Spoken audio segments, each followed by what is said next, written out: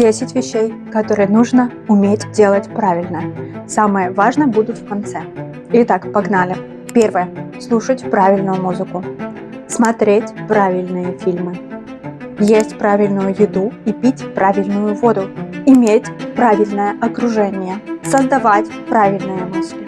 Удерживать правильное состояние. Иметь правильное расстояние от социума. Удерживать это состояние, не выходя из социума. Научиться любить правильно. И 2 последних самых важных пункта.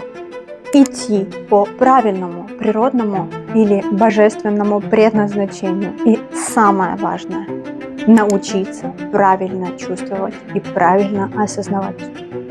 Да, я знаю, что много всего теперь стало непонятно, но это такой некий итог моих инсайтов. Сегодня 29-й день, и если у вас возникнут какие-то вопросы по этим пунктам, я жду ваши сообщения в комментариях.